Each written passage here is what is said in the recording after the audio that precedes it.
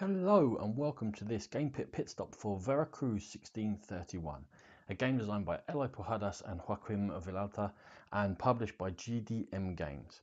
In Veracruz 1631, 2 to 4 players are going to take around 30 minutes loading up 3 merchant ships in the port of Veracruz and helping that their goods will make it to port at the end of the game. At the very beginning, each player is going to be dealt out a card which indicates one of the 4 goods in the game, and that will be the only good that they'll be scoring for at the end. They'll also get a hand of 4 of these good cards, and on your turn you must take one of 2 actions.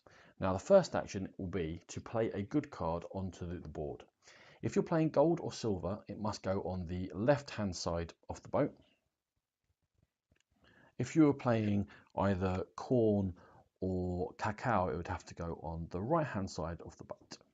Now when you play a card down, it affects the weight of the merchant ship and it can never exceed its weight, and it also affects the balance, and the side you play it on tips the balance one way or the other. And similarly, we'd swing this across here and bring that up there. There are 2 other types of cards you can play onto ships which don't include actual goods on them, and that can be an empty box, meaning whatever was in that box has now been stolen by someone untrustworthy, and that cancels out the effect of that. So that 3 gold card that we had will move the weight back down and remove the balance back to normal there.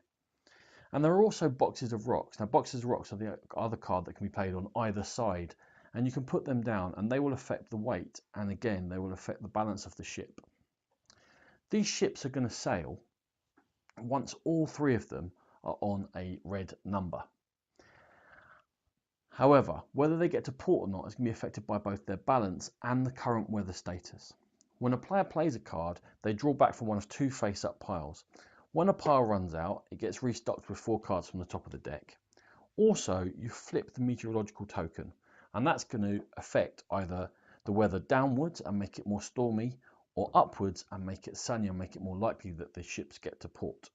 When they all sail, you check the ship's balance against the current meteorological conditions, and that tells you whether they're going to be effective and whether the cards loaded on there are going to get to port or not. And in this case, with the weather at 2, the balance of 2 arrives, the balance of 2 arrives.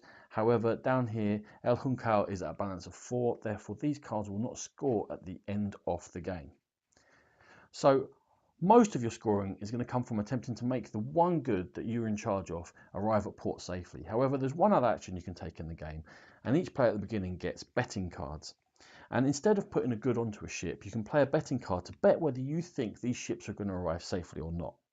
Now at the end of the game, we're going to flip all these bets over. If you've bet incorrectly on whether a ship will arrive or not, you're going to lose 1 point. If you've bet correctly, the first player to bet correctly scores 4 points, down to 2, down to 1.